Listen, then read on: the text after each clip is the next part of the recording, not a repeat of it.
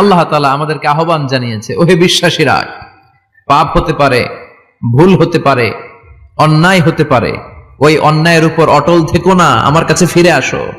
Come to your Lord, তোমার রবের দরবারে ফিরে আসো, ক্ষমার মতো ক্ষমা চাও, ক্ষমার মতো ক্ষমা চাইলে আমি সব ক্ষমা করে দেব। সুবহানাল্লাহ পড়েন। রব্বুল আলামিন বলেন, ইয়া আইয়ুহাল্লাযীনা আমানু তুবু ইলাল্লাহি তাওবাতান নাসুহা। ও বিশ্বাসীরা, ভুল করেছো, অন্যায় করেছো, পাপ করেছো, জুলুম করেছো, আমার কাছে ফিরে আসো, ক্ষমা চাও। ক্ষমার মতো ক্ষমা চাইলে সব গুনাহ মাফ করে দিতে পারে কে? পাপ নাই, গুনাহ করি নাই, এরকম কেউ আছি? কথা বলেন। কত পাপ করছি, কোনো হিসাব আছে? পৃথিবীর কেউ না জানলেও জানে কে? পৃথিবী না জানুক আমি তো জানি, আমি কি পাপ করেছি হায়। আমার পাপের করলে বিচার, বাঁচার আমার নাই উপায়।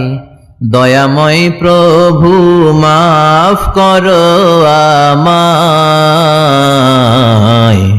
মাফ করো আমায়। পড়েন আমিন।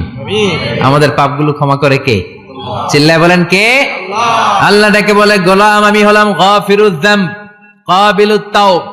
আমার কাজ হলো ক্ষমা করা, আমার কাজ হলো তওবা কবুল করা। শয়তানের কাজ হলো ওয়াসওয়াসা দেওয়া, আমাদেরকে ভুল পথে নিয়ে যাওয়া। আর আমাদের কাজ হলো ভুল করে ফেলা, আল্লাহর কাজ হলো ভুলগুলো মাফ করে দেয়া। আল্লাহ ডেকে বলে, গোলাম তোরা যদি ভুল না করতি, তোরা যদি পাপ না করতি, তোরা যদি অন্যায় না করতি, তোদেরকে ধ্বংস করে দিয়ে এমন একটা জাতি আমি এই দুনিয়ার বুকে তৈরি করতাম, যারা সকালবেলা ভুল করে দুপুরে মাফ চাইতো, দুপুরে ভুল করে রাত্রে মাফ চাইতো, আজকে ভুল করে আগামীকাল মাফ চাইতো। আর আমি আল্লাহ গুনাহগুলো তাদের সব ক্ষমা করে দিতাম। ক্ষমা করে দিতে আল্লাহর বড্ড ভালো লাগে। বান্দা আল্লাহর কাছে বারবার চাক, চোখের পানি ছাড়ুক, এটা আল্লাহ পছন্দ করে। চোখের পানির যে কত পাওয়ার আপনি কল্পনাই করতে পারবেন না। অনুশোচনার চোখের পানি চোখ বেয়ে নাকের ডগা পেয়ে জমিনে পড়ার আগেই আল্লাহ এই বান্দারে মাফ করে দেয়। বিশ্বনবী ডেকে বলে, ও আমার উম্মতেরা শোনো, আল্লাহর কাছে দুনিয়ার মানুষদের দুই ফোঁটা পানি সবচেয়ে প্রিয়। এক হলো জিহাদের ময়দানে রক্তের ফোঁটা, দুই হলো অনুতপ্ত বান্দার চোখের পানির ফোঁটা।